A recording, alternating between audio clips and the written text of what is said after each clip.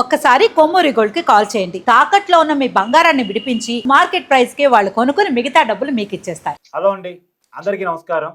రేపు పాకిస్తాన్ ఇస్లామాబాద్ లో చర్చలు మరొకసారి జరగబోతున్నాయి అమెరికా ఇరాన్ మధ్య. ఏకంగా ఈ చర్చలకి ట్రంపే రాబోతున్నాడు అనేటువంటి సమాచారం కూడా అంతా ఉంది. ఇప్పటికే పాకిస్తాన్ దౌత్యవేత్తలు ఇరాన్కి వెళ్ళి వాళ్ళతో చర్చించారు. రేపు చర్చలు సజావుగా సాగుతాయి, అసలు యుద్ధం కూడా ఆగిపోతుందని ట్రంప్ జోస్యం చెప్పారు. ఒకవైపు వార్నింగ్ ఇస్తూనే ఇంకో యుద్ధం ఆగిద్ది అనేటువంటి ట్రంప్ చెప్తున్నమాట.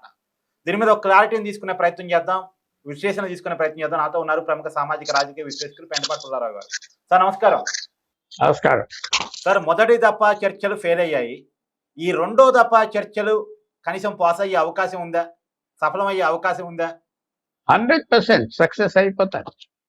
మొన్నే సార్ కూర్చున్నప్పుడు చాలా వరకు తేల్చేసుకున్నారు. 2-3 పాయింట్స్ ఉన్నాయి, దానికి కూడా దారి ఉన్నది. ఇప్పుడు వచ్చిన థియరీ ఏమిటంటే పాకిస్తాన్ ఇరాన్ కి కన్విన్స్ చేసింది, చూడు నువ్వు ట్రంప్ ఉన్నంత కాలం పోరాడితే మిమ్మల్ని ఫినిష్ అయిపోతారు, ఏదో కాగితాల మీద సంతకం పెట్టి బయటకు వచ్చేయటం బెటర్, ట్రంప్ దిగిపోయాక అడిగేవాడు ఎవడున్నాడు. ఆ థియరీ కూడా వెళ్తుంది, అది కరెక్టే. ముందర సంతకం పెట్టే యుద్ధం ఆగుతుంది, నీ కుర్చీ సేవ్ చేసుకుంటావు, టైం గడిచిపోనే, టైం నీ పక్కన ఉన్నది. ఆ పాకిస్తాన్ ఇచ్చిన సలహా ఇరాన్ ఒప్పుకుంటుంది. ఎప్పుడైతే ఇరాన్ కొద్దిగా తేడా తీసుకొచ్చిందో, ఫార్మోస్ జల్ సంధి నుంచి ఎల్లనివ్వం బోట్స్ అంటే, ఎప్పుడైతే అమెరికా మేము మీ బోట్స్ బయటికి రానేమన్నారు, అయిపోయింది. చైనీస్ షిప్స్ వచ్చినా చైనీస్ షిప్స్ ఎల్లనివ్వపోవటం, షిప్స్ ముంచేస్తామంటే వాళ్ళు పారిపోయారు. సో ఇది సెట్ అయిపోతుంది. ట్రంప్ ఇస్లామాబాద్ వస్తాడంటే రావచ్చు, ఎందుకంటే ఆయనకి అలాంటి షో ఇష్టం. ఆయన శాంతి తీసుకొచ్చానని చెప్పుకోవటం ఇష్టం, పెద్ద షో జరగవచ్చు. అందువల్ల తప్పకుండా ఇది సఫలం అయిపోతుంది, రేపు సెటిల్ అయిపోతుంది. ఎందుకంటే పాకిస్తాన్ వాళ్ళకి కన్విన్స్ చేసింది, పాకిస్తాన్కి ఈ ముస్లిం కంట్రీస్తో మంచి టచ్ ఉన్నది. వాళ్ళ బాడీ లాంగ్వేజ్, వాళ్ళు ఎలాగెలా ఒకళ్ళు గ్రీట్ చేసుకుంటున్నారు, ఇవన్నీ ఉన్నాయి. పాకిస్తాన్ ఈ దేశాలు అందరికంటే అడ్వాన్స్ దేశం, భారతదేశాన్ని అంత కాకపోయినా అంత అడ్వాన్స్ దేశం. వాళ్ళు కన్విన్స్ చేశారు, మీరు ఫినిష్ అయిపోతారు, అమెరికా బాంబ్ చేస్తారు, మళ్ళీ మీ రాజ్యం పోతుంది, ఇంకోళ్ళు వస్తారు, ట్రంప్ పోయాక నీ ఇష్టం వచ్చింది చేసుకో అని చెప్పారు. ఇంత సంతకం పెడితే యుద్ధం ఆగిపోతుంది, అంతా నార్మల్ అయిపోతుంది, ఫినిష్. అది జరగబోయేది. 100% రేపు సెటిల్ అయిపోతుంది. ట్రంప్ వస్తాడా లేదా, వెళ్తాడా లేదా నేను చెప్పలేను, వెళ్తాడు కూడా. మీడియాలో ట్రంప్ చర్చలో కూర్చోబోతున్నా డైరెక్ట్ గాని. పోయినసారి జేడీ కూర్చుంది. వెళ్ళొచ్చు, ఎందుకంటే ఆయన యుద్ధం మీద చాలా ధైర్యంగా దిగాడు. సో వెళ్ళొచ్చు, వెళ్ళకూడదని ఏం లేదు, వెళ్ళొచ్చు. మనం ఎదురు చూడవచ్చు. అది మనకి ఎలా చూసుకోవాలంటే మనకి లెక్క, మనకి మంచిదా చెడ్డదా వేరు. ఆయిల్ ధరలు పడతాయి, కానీ ఏం సఫర్ అవ్వారు జనం ఇక్కడ. కొన్ని వంట గ్యాస్ రాలేదు, ఏం సఫర్ అవ్వలేదు కదా భారతదేశం. మిగతా దేశాలు అందరూ పోయారు కదా. మనం పోయినప్పుడు ఎవడో ఇచ్చేడు, ఎవడో ఎడవలేదు.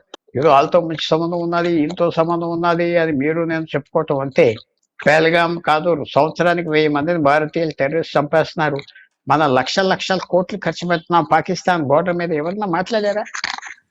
ఇరాన్ మాట్లాడిందా, అమెరికా మాట్లాడిందా, అరబ్ దేశాలు మాట్లాడలేదే. సో ఈ యుద్ధం ఇలా 40 రోజులు అందరినీ వెనక్కి తీసుకొచ్చింది. ఒకళ్ళు కత్తులతో పొడుచుకున్నారు. మనకి రెస్ట్, మనకి కొన్ని రోజులు రిలీఫ్. ఏదో పాకిస్తాన్ చేసింది, వీళ్ళు చేశారా అని పట్టించుకోకర్లేదు. పాకిస్తాన్ వెనకాల చైనా ఉంది, ఇరాన్తో నువ్వు సెటిల్ చేసుకో, లేకపోతే ఇబ్బంది అయిపోతాం అందరం ఈ సమయంలో అని చెప్పారు, చేసుకో. అది ఇమీడియట్ బెనిఫిట్ భారతదేశానికి ఏంటంటే చౌన్ ఏదో కొద్దిగా ధర తగ్గుతుంది అంతే. కానీ మన చుట్టూరా ఉన్న దేశాలకి ఇంకా ఎక్కువ లాభం యుద్ధం ఆప్ చేయడం. 40 సంవత్సరాలు బట్టి ఆ దేశాలందరికీ ఒక రకమైన బుద్ధి వచ్చింది, యుద్ధం అంటే ఏంటని. ఆ దేశాలందరి మధ్యన ఒకళ్ళు యుద్ధం చేసుకున్నారు, తగ్గిపోయారు, ఫేస్ పోయింది, బెదిరింపులు ఉన్నాయి, భారతదేశం మీద కన్ను తీశారు కొన్ని రోజులు.